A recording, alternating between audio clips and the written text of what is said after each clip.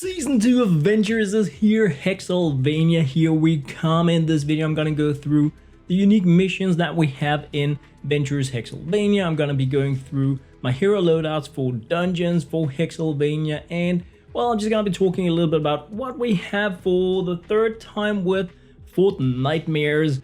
So everything is the same. We have an error, it's like failed to log profile, and it's a grind. So the first thing I want to say about Ventures Season 2 is that you can no longer play Hexylvania without going into Ventures. So no matter who you are, no matter what you want to do, you need to go in Ventures in order to play Hexylvania. So that's the thing. This is my main loadout, Dragon Scourge, because he works really well with the new Ventures season where you need to be close range. But his dragon slash ability and his poison cloud is just crazy as well. So you can stay close and at the same time you can deal some damage. I'm using Carbide for dungeon runs. This one goes out to you, Miss Bloody Buffy. You wanted to see a bit of a solo run in dungeons, and this is the loadout that I recommend you go in with. If you have the heroes, it is one option. The zip and zap is just crazy because it uses space pistols. So they're just gonna bounce and ricochet off everything, dealing crazy amounts of damage. Gonna be showing a little bit about that. Boosting up the grenades to leave some electrified area so you can take out these monster spawners as well. Dealing some additional damage with Saurian Claws. If you need to melee, have the pump metal so your goes on for a longer time and a little bit of health as well. Stationary hover turret and adrenaline rush. You can also go in with like an Isa. Really crazy good tank that we have here, where you have a lot of shield so you take less damage. You deal like crazy damage with melee. You have double health. You life leech with your melee attack. So this is like really a crazy cool tank build, I feel anyway. And you have a chance to deal some affliction damage, and like it's a really cool build as well. I prefer the Carbide. It's a little bit more fast paced, but both are really fun to play. So these are definitely options that you can take in and solo dungeons with. But remember that dungeons can be done like below 5 minutes if you do it with a group, and it can be hard to do it really fast if you go alone. For my base building missions, I'm using Mega Base Kyle. Instead of going with lofty architectures as my main, this time around I'm using a larger base. And it has been working like a charm so far with everything that we have build related in the game. Frozen Castle to snare opponents so they walk slower, power modulation so my structures heal up, lofty architecture so my structures are stronger, tough traps, haven't been using that many traps yet, but I think I am, and base MD just for some healing because we do take quite a bit of damage. I have the banner so that my structures will be even stronger in like when mini bosses arrive, and the stationary hover turret. So these are the main loadouts I have been fooling around with. Now we have some different unique missions in Ventures. The first one is Hexen, learn the map kind of thing, where you need to go into a catacomb, you need to find a castle. It's all pretty nice. Hexylvania is, in my opinion, the best map that we have ever had in Fortnite Save the World. It's a shame that it is now merged with Ventures for those that don't want to restart as level 1, but it is what it is. So in Hexen you need to go into a catacomb, find a castle, like scout out the area, learn the maps. And then you need to set up some sensors. This is like the Vinderman server thing where you need to defend 4 objectives for a short amount of time and just one needs to survive. It is mission 1, so it is very easy. You don't even need to defend things, but I just boxed in the servers and these were the rewards. And as with season 1 of Ventures, you get like this directive bonus for playing the first mission so that you gain a level right away. But leveling in Ventures is a lot slower. Season 2. It's crazy. You need to be level 10 in order to unlock the 24 area and level 11 for 34. And then I haven't gotten further and it's time for work, so I can't really do a lot this weekend. But we have like so much candy for doing the Fortnitemares. Traditionally, Fortnitemares is where you get a lot of legendary survivors, and it's of course where you can get your grave diggers, where you can get your pumpkin launcher, and all this candy is good for getting them llamas for a lot of legendary survivors. I'm gonna be unboxing them at some point when I have a lot.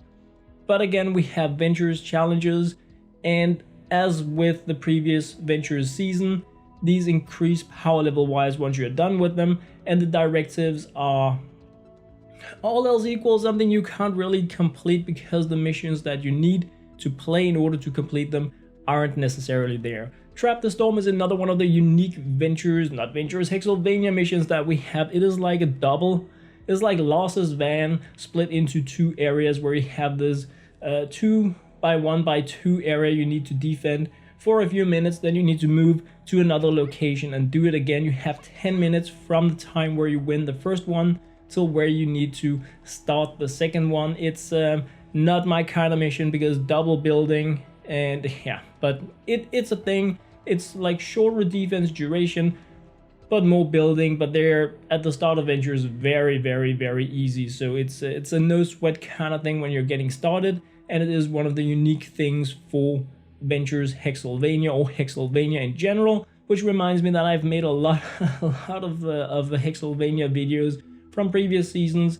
If you want the story, it's all there in what I've done before. But as you can see here, my directive to complete some maps, and they're not even what I have to select from. And this is a classic Fortnite Save the World thing. It's during progression, it's during Ventures Season 1 and 2 as well. This is the last one of the unique missions that we have where you need to survive the night, and it's a bit of a misleading name because you can actually die, and that's fine. It is somewhat like the Eliminate and Collect mission in that you need to take out a given amount of opponents in 10 minutes. The storm closes in, but we also have these crazy vampire takers that can be a bit of a challenge if you don't have really good abilities or close range damage because they actually heal up.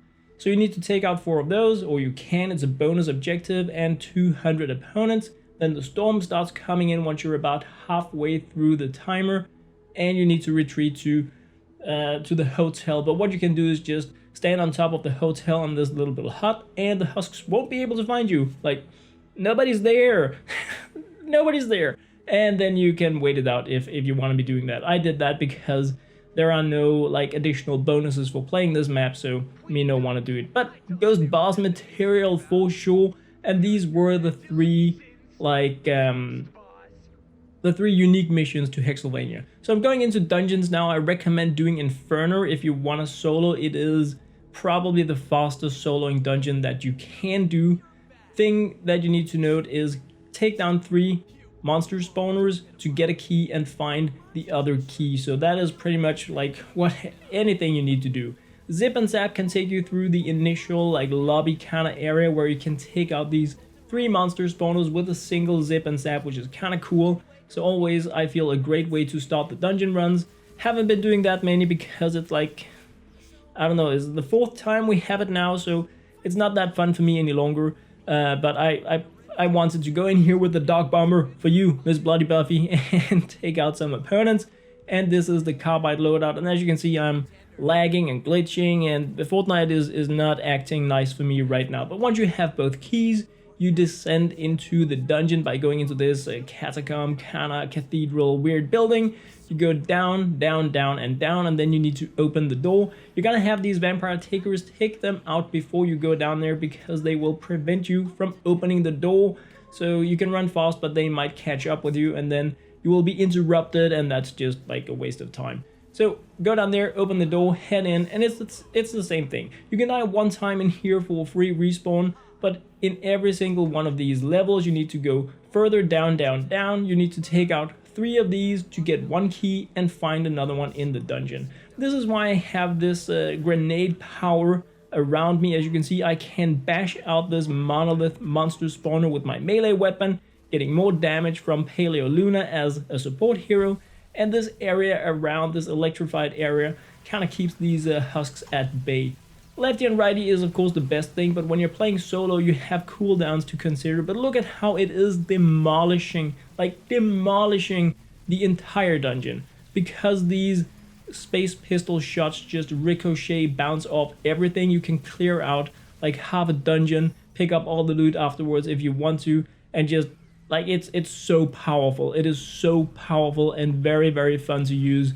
You can also use it for the mini bosses, and this is where again playing solo can be a bit of a challenge. You can try to just outrun these mini bosses if you want to, but you need to use your lefty and righty cooldowns for the monoliths, for the monster spawners, or for the mini bosses. You can also try to do both, but the cooldown on these abilities when you are solo playing is the main reason why it takes a long time depending on what loot you can pick up.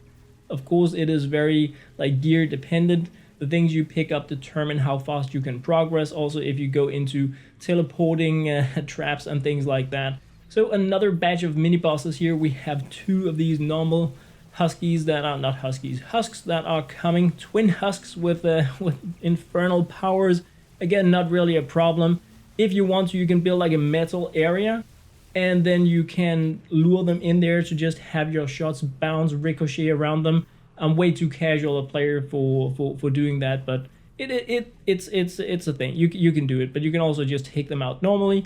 I'm not trying to speedrun this because not really in a hurry. Just wanted to take this run for you really, so that I could share the Dark Bomber in dungeons in a solo run. This is only power level 88. I see no reason to do it on a higher power level unless you really want like the banners and achievements for doing that, because if you just want the candy, the gold, power level 88 is amazing. If you run it with others, you can do it in 5 minutes, and it's a really amazing farming option. Once you go to the last area, you have the mini boss, and not the mini boss, the end boss, and let the dude talk, let the dungeon talk, because yeah. He's just this fire smasher I know, who fell into a pool of lava, and then into an indoor pool of magma. And then he had a couple of hard years. You know how it goes. And now he's back. And he is crazy! I suggest succumbing to the heat now, rather than facing him. Hey, Singe, brought you a snack. Let's have a clean fight. Singe, I'm looking at you. Nothing too splattery. Bring on the fire beast! Singe, they won't die. This was pretty much what it is. So anyway, guys, thank you very much for watching. Thank you for your support. Hope to see you next week. Gonna be following up more Battle Royale, more Battle Breakers, a lot of Fortnite Save the World coming around the corner. I absolutely love you guys.